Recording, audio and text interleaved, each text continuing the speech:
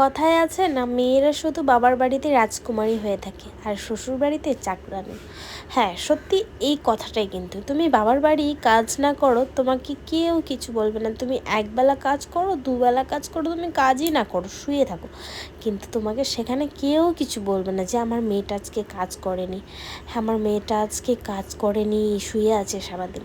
আর বৌমা হয়ে যদি তুমি সারাদিন শুয়ে থাকো, তাহলে কিন্তু তোমাকে শত কথা শুনতে হবে যে আজকে বৌমা শুয়ে আছে, কাজ করে না, খালি মোবাইল টিপে, মানে অনেক কথা অনেক কথা। তো তোমরা হয়তো জানো পরের বাড়ি এরকমই, মেয়েদের জীবনটাই এরকম, আমাদের সব মেয়েদের। আমার বলে যে আমি মানে আমার কথা বলছি যে আমার লাইফটা এরকম না, সবারই মানে 90%ই।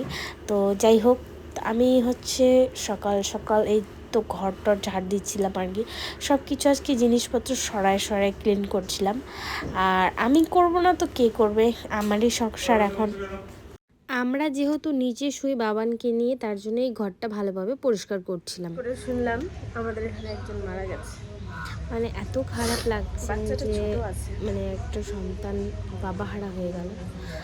আমার ছাড়া হয়তো ভালো কেউ বুঝবে না যে বাবা মা কী জিনিস।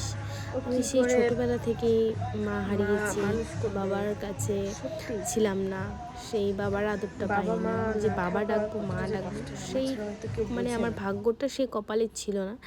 জানি না, হয়তো সেই আমার হয়তো পাপের ফল আমাকে ভগবান এই জন্মে পাঠিয়েছে, এটাই ভেবে ভেবে আমি ভগবানকে বলি যে ঠিকই আছে। আর জীবনে সব কিছু পাস্টের কথা ভেবে যে আমি বাঁচতে ছেড়ে দেবো, সেটা তো কথা নয়।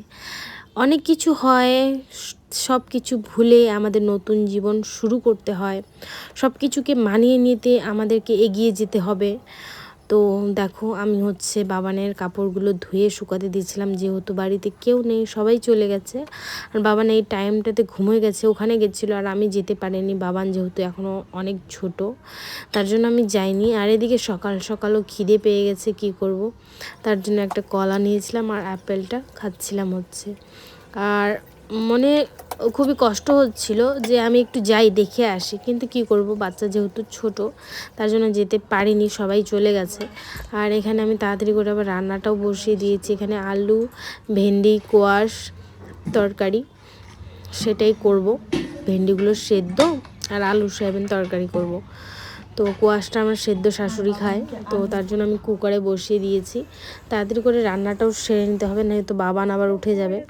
তো দেখো, বাবানও উঠে গেছে, বাবানকে এখন আমি স্নান করাবো। মানে এত মানে পরিশ্রম, এত ইসে। আর বাবানের এখানে গরম জলটাও নিয়ে নিয়েছি, আর তাড়াতাড়ি করে আমি স্নান করিয়ে দিয়েছি। দেখো, চটজলদি সব কিছু করতে হচ্ছে, আবার তারপরে আমি এখানে খাওয়াতে চলে এসেছি। আর খাওয়া নিয়ে যা জ্বালা একমাত্র মারাই বোঝে, এই কষ্টটা কত বড় একটা যুদ্ধ। মানে সেই 1 ঘন্টা ধরে খাবার মুখে ধরে থাকে, কি বলবো আর, মানে একমাত্র মারাই সেই কষ্ট বোঝে। তো দেখো, এইখানে হচ্ছে বাবান, তারপরে সন্ধ্যার দিকে আমরা ঘুমিয়ে পড়েছিলাম খাওয়া দাওয়ার পর। তারপর এখানে বাবান উঠে গেছিলো সন্ধ্যার দিকে আবার, আর বাবানকে বলছে আদর করে দাও আদর করে দাও। আমার সোনা তো ক্যামেরা দেখে আদর করবে না আবার, মানে এত ইসে। দেখো, তারপর তো এখান থেকে আমার ব্লগ শেষ হয়ে গেছিলো। তারপরে আমি এটা হচ্ছে আমরা একদিন পার্কে গেছিলাম, সেই ব্লগটা আমি এখানে অ্যাড করে দিছি। তো এটা হচ্ছে আমাদের নকশালবাড়ি খেমচি পার্ক। তোমরা কে কে গেছো নকশালবাড়ি, যারা যারা আছো তারা তো অবশ্যই চেনো। তোর বাবাকে বলছিলাম অনেক দিন হাতে যে চলো চলো একটু ঘুরে আসি, বাবানকে একটু পরিবেশটা দেখিয়ে নিয়ে আসি। বাচ্চাকে যত তুমি চারিদিকে চারপাশ দেখাবে, ততই কিন্তু ওদের ব্রেইন ডেভেলপমেন্ট হবে, তাদের বুদ্ধিটা বাড়বে, তারা অনেক কিছু নতুন নতুন দেখবে, নতুন নতুন কিছু শিখবে, তাই না? গাড়ি ঘোড়া দেখবে, আর এইসব জিনিস কিন্তু সব কিছু বাবানের কাছে নতুন।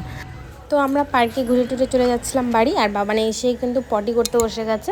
বাবান প্যান্টে পটিও করে না, সুসুও করে না। তো চলো, আজকের মতো এতটাই, সবাইকে টাটা, বাই, গুড নাইট, ভালো থেকো।